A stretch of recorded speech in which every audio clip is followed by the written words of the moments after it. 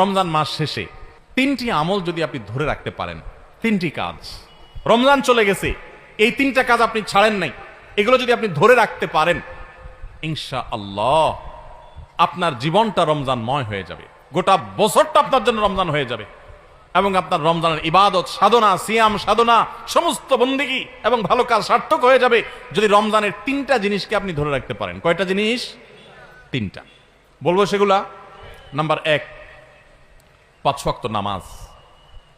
আমাদের অনেক ভাইরা আছি সারা বছর নামাজের ব্যাপারে গাফিলতি উদাসীনতা করলেও রমজানে কোনো গাফিলতি করি নাই। আলহামদুলিল্লাহ রমজান মাসটা পুরো মাস নামাজ পড়ার চেষ্টা করছি। অনেকে আছেন না, কিন্তু রমজানের পরে এখন আর নিয়মিত পারতেছেন না। ভাই, আর কিছু না পারেন, বেশি কিছু না পারেন, রমজানে যে 5 ওয়াক্ত নামাজের অভ্যাস করছেন ওই অভ্যাসটা ধরে রাখেন।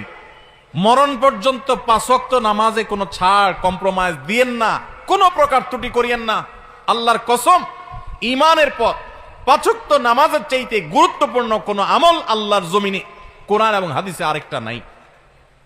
নামাজের চাইতে গুরুত্বপূর্ণ কোনো আমল আছে? হাজীগঞ্জ বড় মসজিদের হুজুর আছেন, খতিব সাহেব হুজুর আছেন, ভুল হলে হুজুর বলবেন, আর ওলামা ইকরাম আছেন। ঈমানের পর 5 ওয়াক্ত নামাজের চাইতে গুরুত্বপূর্ণ, ফজিলতপূর্ণ, মর্যাদাপূর্ণ কোনো আমল কোরআন এবং হাদিসে আরেকটা। কিন্তু দুঃখের বিষয়, আমরা অনেক মুসলমান আছি বাংলাদেশে, আমরা নামাজ ঠিক মতো পড়ি না। কেউ 4 ওয়াক্ত পড়ে, ফজর পড়ে না, অথবা পড়লে 7টা বাজে উঠি পড়ে। কেউ শুধু জুমা পড়ে, মাঝে মধ্যে পড়ে টক্কা টক্কা। এরপর তিনি আবার নিজেকে খাঁটি মুসলমান দাবি করেন। আবার মুখে বলেও অনেকে, নামাজ না পড়লে কি হয়েছে? কি আছে? ঈমান আছে। নামাজ না পড়লে কি হয়েছে? কি আছে? ওনার ঈমান আছে। এটা বলে মামুর ভাইয়ের আবদার। নামাজ পড়বেন না, আবার বলবেন ঈমান সব ঠিকঠাক আছে।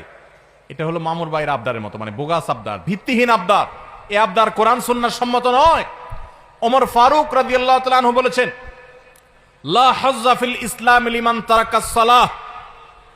যে মুসলমানের সন্তান নামাজ পড়ে না, নামাজ ত্যাগ করে ইচ্ছাকৃত ঠান্ডা মাথায়, ইসলামে তার কোনো হিস্সা নাই, কোনো অংশ নাই, তার ইসলামে কোনো ভাগ নাই, ইসলামে তার কোনো নাম নিশানা নাই, যে নামাজ ইচ্ছাকৃত ত্যাগ করে।